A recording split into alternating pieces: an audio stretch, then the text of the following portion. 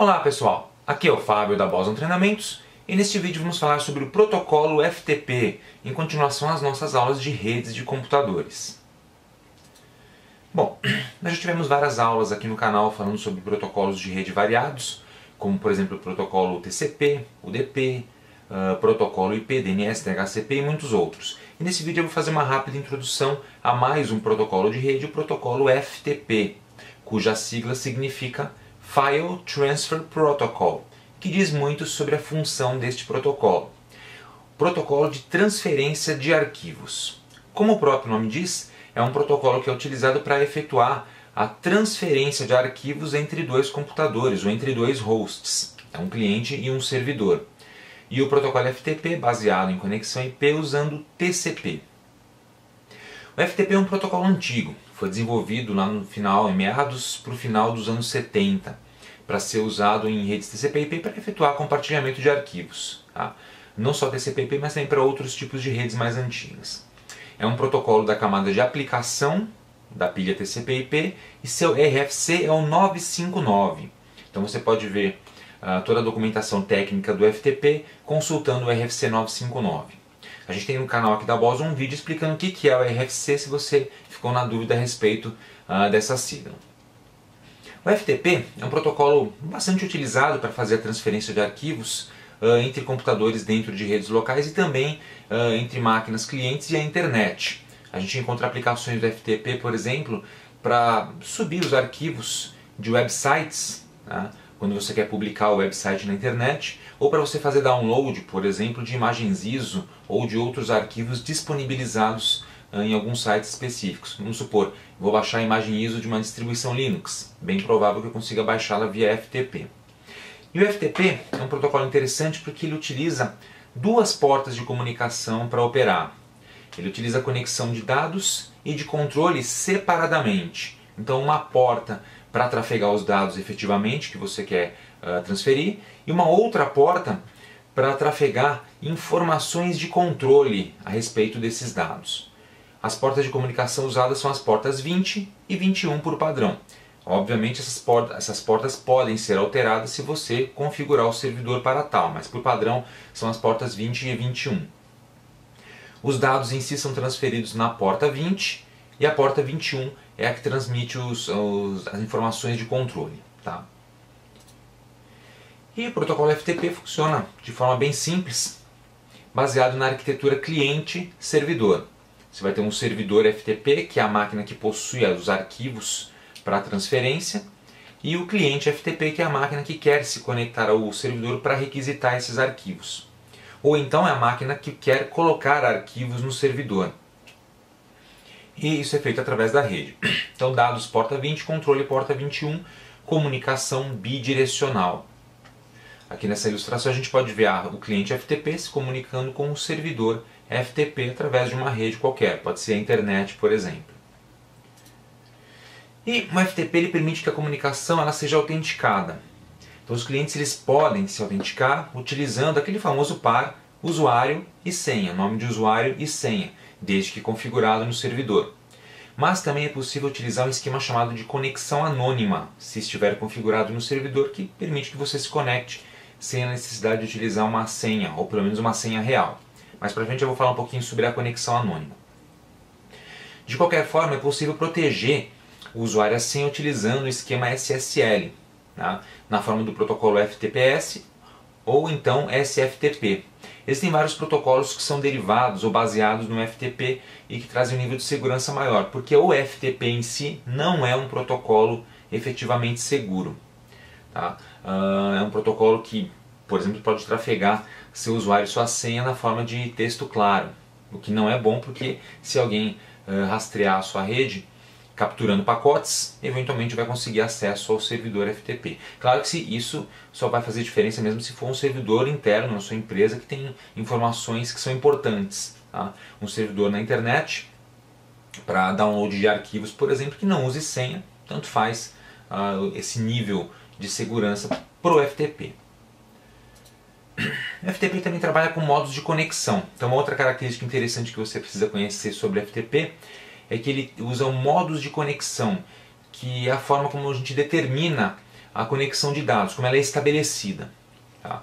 A máquina cliente cria sempre uma conexão TCP a partir de uma porta aleatória qualquer, então o cliente usa uma porta aleatória qualquer. E a porta 21 lá do servidor FTP vai ser contatada porque é a porta de controle. Então a conexão sempre inicia com a porta de controle. E o FTP ele pode operar então de dois modos de conexão, que a gente vai chamar de modo ativo e modo passivo. Você precisa entender a diferença entre ambos para saber como configurar corretamente um servidor FTP. Vamos começar pelo modo ativo. O modo ativo, ou active, nesse modo o cliente ele espera ou escuta as conexões de dados que vêm lá no servidor por uma porta informada. Tá? O servidor inicia o canal de dados a partir da sua porta 20, que você vai lembrar é a porta que trafega os dados. Então essa é uma informação importante. Essa é a ideia de que o servidor inicia a conexão. No modo ativo o servidor inicia a conexão. E isso pode ser problemático se o cliente estiver por trás de um firewall ou utilizando o NAT, porque essa conexão iniciada fora da rede pode bater nesse firewall, nesse NAT e ser barrada ou não conseguir passar para a rede interna e chegar na máquina de destino que é o cliente. Então o modo ativo, na verdade ele não é tão utilizado. Atualmente a gente costuma utilizar mais o modo passivo. Antes de falar do modo passivo, só para ficar bem claro o que é o modo ativo, olha só, a gente tem um cliente FTP e um servidor aqui nessa ilustração. O cliente, a partir de uma porta aleatória qualquer, estabelece ou manda a informação para efetuar uma conexão no servidor usando a porta 21. E o servidor responde a partir da sua porta 20 em direção a uma porta aleatória do cliente. E aí que está o problema. O firewall geralmente barra essa conexão vinda de fora. Porque o firewall provavelmente estará configurado para bloquear todas as conexões para todas as portas, exceto as portas de serviços específicos que estão ali liberadas. Como isso aqui é uma porta aleatória, o firewall não tem como saber qual porta deve deixar aberta. Então, quando a gente utiliza o modo ativo, é mais complicado se você tiver um firewall. Nesse caso, a gente utiliza o modo passivo.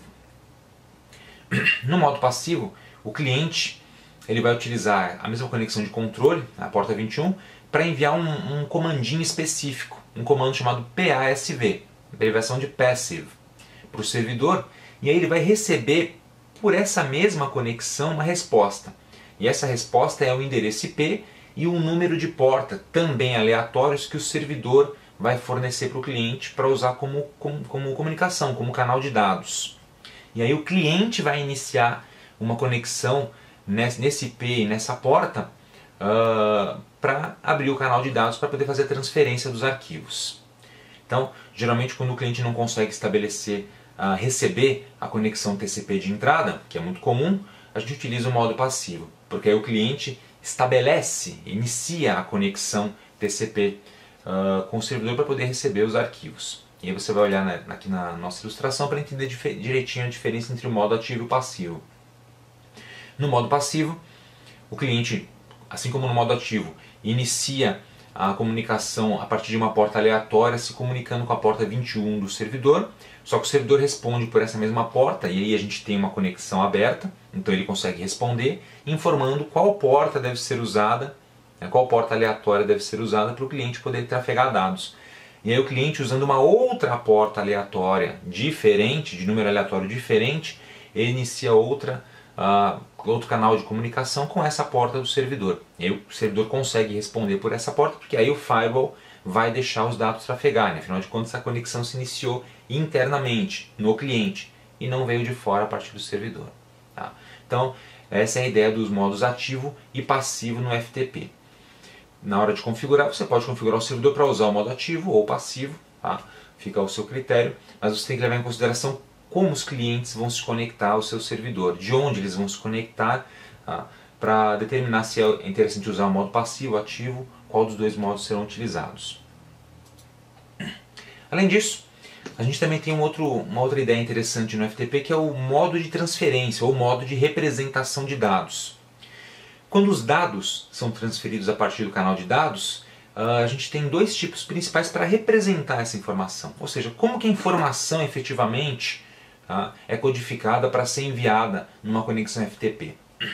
Os dois modos principais são o modo ASCII e o modo binário.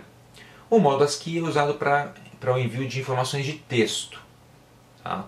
E o modo binário, também chamado de modo de imagem, para arquivos em geral. No modo binário, os dados são transmitidos byte por byte. Tá? A informação é dividida em bytes e os bytes são transmitidos pela rede. Tá?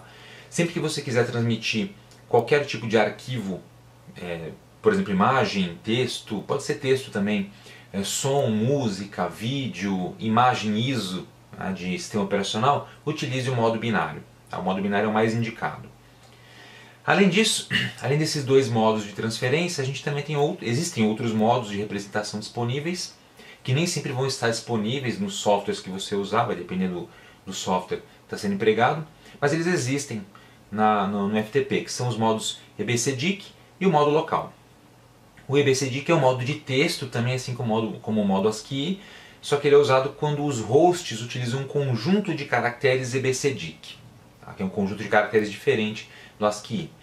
E o modo local permite que você use formatos proprietários. É muito raro utilizar o modo local, mas se a empresa utilizar algum tipo de formato proprietário para representação de dados, você pode utilizar o modo local com FTP para fazer a transferência desses dados. Mas isso aqui é bem mais raro. Tá? Bom, além disso a gente também tem os modos de transferência de dados. Olha que interessante, uma outra informação legal. Os dados no FTP eles podem ser transmitidos de três formas, três modos. Modo stream, modo block e modo compressed, que é o modo comprimido. No modo stream, os dados são enviados em um fluxo contínuo de informações e o processamento é realizado pelo protocolo TCP. Então o TCP é que vai ter o trabalho de processar aquela informação que está vindo da camada de aplicação e colocar essa informação na rede. Já no modo bloco, os dados são divididos em blocos pelo próprio FTP e são repassados para o TCP, que transmite os dados aí com muito mais facilidade, porque ele tem menos trabalho para realizar. O FTP realizou o trabalho. Lembrando que, nesse caso, o trabalho fica a cargo da aplicação que está rodando o FTP. Então você tem que determinar se vai usar o modo stream ou o modo bloco, dependendo do tipo de aplicação e das configurações que você tem de cliente e servidor em termos de hardware. E no modo comprimido, os dados são comprimidos, né, como o próprio nome diz, usando algum algoritmo específico. Um exemplo de algoritmo, RLE, Run Length Encoding, um algoritmo comum para fazer a compressão de dados que são transferidos via FTP. Tá? Então a gente tem esses três modos de transferência que podem ser usados com FTP. FTP anônimo. A gente falou sobre esse conceito no comecinho do vídeo. Então o que é o FTP anônimo? É um serviço que pode ser oferecido pelo servidor FTP. E nesse serviço os usuários conseguem se logar no servidor usando uma conta cujo nome é Anonymous. Tá? Esse é o nome mesmo, Anonymous, nome de usuário, sem o emprego de senha. Então o cliente consegue simplesmente se conectar no servidor FTP, baixar os arquivos que ele precisa e não precisa se autenticar. Muitas vezes o servidor pede que seja informado o e-mail do usuário como senha, né? Se conecte com Anonymous e seu e-mail como senha. Tá? Na prática não é feita nenhuma verificação, nenhuma validação, qualquer coisa que você escrever ali está valendo. Então o FTP anônimo permite que você se conecte ao servidor sem precisar fazer autenticação. Geralmente quem utiliza o FTP anônimo são servidores que armazenam softwares ou atualizações de softwares para os clientes baixarem. Então o cliente está no seu computador, precisa pegar o programa na internet, por exemplo, no servidor na internet, né, e não precisa ter uma conta naquele servidor, ele simplesmente abre o FTP, se conecta, copia o arquivo e fecha a conexão, sem precisar fazer autenticação. O FTP anônimo, como você percebe, não oferece exatamente uma segurança aprimorada, né? Mas ele é bastante útil nesse caso porque ele é prático. Tá? Então às vezes o FTP anônimo ele é bastante interessante. Falando em segurança do FTP, na verdade o FTP ele não foi projetado para ser um protocolo seguro.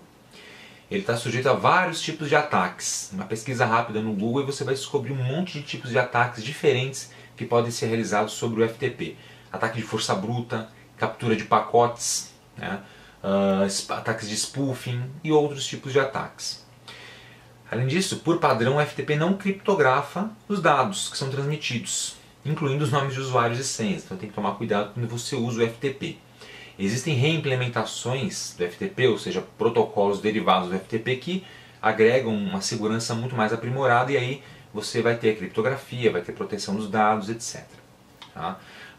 exemplos, FTPS, ou então você pode utilizar o FTP dentro de um túnel SSH, que é um pouquinho complicado de fazer, ou via VPN, que é bastante comum. Assim você consegue usar o FTP com mais segurança se for necessário. E existem vários protocolos que são derivados ou baseados no FTP. Como já citei, o FTPS, SSH-FTP, TFTP, SFTP, os nomes meio parecidos, mas são protocolos distintos. Nesse vídeo eu não vou falar do funcionamento desses protocolos, são protocolos para um outro vídeo, que a gente vai explorar em um outro momento. E, claro, existem outras formas de você transmitir arquivos numa rede que não seja o FTP, por exemplo, utilizando BitTorrent, peer-to-peer ou outro protocolo qualquer. Tá? Mas como o FTP é muito simples de usar, extremamente fácil de usar, ele acaba sendo bastante utilizado ainda. Tá? Ele é tão simples de usar que a gente tem um monte de clientes disponíveis, clientes FTP, que você pode instalar numa máquina para poder ir buscar arquivos em um servidor FTP.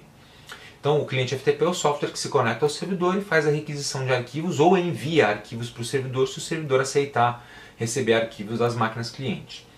Os clientes FTP eles podem ser aplicações de linha de comando. Tá? O Windows, por exemplo, tem uma aplicação FTP na sua linha de comando. O Linux também tem. Aplicação gráfica. Qualquer navegador que você utilizar pode servir como cliente para download de arquivos via FTP. Ele se conecta, só você colocar o protocolozinho FTP, // lá na barra de endereço do navegador e você, tendo o endereço do servidor FTP, você vai conseguir se conectar e baixar arquivos.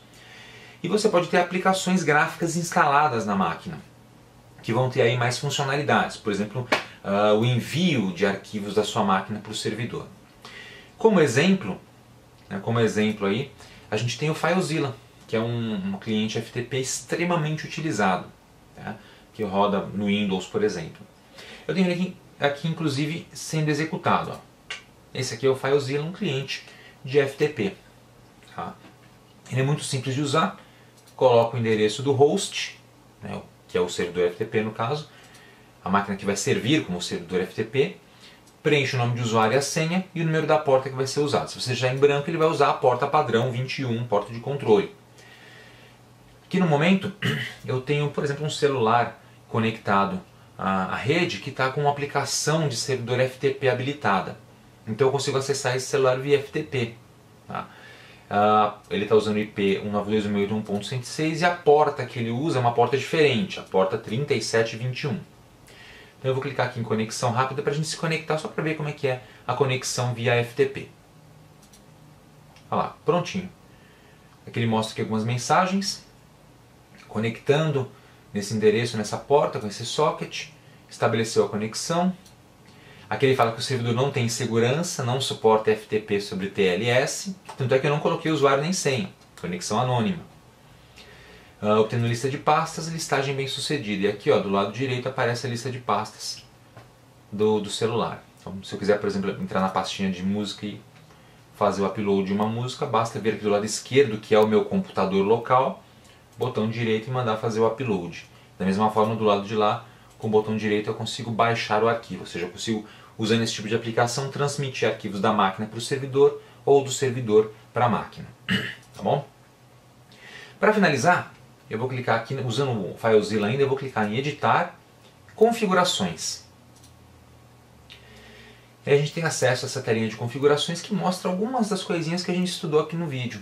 Por exemplo, tipos de conexão, modo ativo e modo passivo, olha que interessante. A gente pode especificar qual modo de transferência vai ser usado. Inclusive ele diz que o modo recomendado é o passivo, a gente já sabe por quê. Mas se você quiser utilizar o ativo é possível. Ele tem até a opção de alternar para outro modo de transferência em caso de falha. Você pode deixar configurado um e essa aplicação, se não conseguir se conectar passivo ou ativo, ela tenta da outra forma. E aí você consegue configurar esses caras, o modo ativo e o modo passivo. Também é possível fornecer um proxy aqui se estiver usando proxy na rede. Existe a opção de usar o SFTP com autenticação por chave pública, tá? Aí muito mais seguro. E a gente também tem os tipos de arquivo FTP. Aqui em transferências, FTP File Types, a gente tem os tipos de transferência. Automático, ASCII ou binário, são os dois modos que ele suporta. A gente já viu também na apresentação o que é o modo ASCII e o que é o modo binário. E as outras opções são específicas aqui da aplicação mesmo. Tá? A gente pode configurar senhas, se ele vai salvar senhas, se não vai, se vai ter uma senha para proteger as senhas, formato de data e hora, e são outras configurações específicas aqui dessa aplicação, que podem ser usadas por FTP. Tranquilo, gente? Bom, então é isso aí. Nesse vídeo a gente falou um pouquinho sobre o protocolo FTP. Agora você já sabe para que serve o FTP, já conhece um pouco da terminologia do FTP, dos modos de transferência, modo de conexão, funcionalidade, modo ativo, passivo, sabe das vulnerabilidades que o FTP tem e conhece inclusive um clientezinho FTP bastante útil, que é o FileZilla. Em outro vídeo, eventualmente, eu posso mostrar como usar o FileZilla mais a fundo. Tá? Esse vídeo aqui é só para apresentar mesmo o protocolo FTP, vídeo fazendo parte da nossa série sobre protocolos de rede da pilha TCP/IP. Então é isso aí, pessoal. Espero que vocês tenham gostado. Aproveite para se inscrever aqui no canal da Boson Treinamento, se você não se inscreveu ainda. E claro, ativando sempre as notificações para receber a notificação quando a gente tiver novos vídeos publicados. E também não deixe de acessar o nosso website www.bosontreinamentos.com.br. Obrigado e até a próxima. Pessoal, também gostaria de agradecer a todos os que têm contribuído com a Boson Treinamentos na forma de doações. Seus nomes estão aparecendo aqui, no meu lado esquerdo e do meu lado direito, e sou profundamente grato a todos vocês.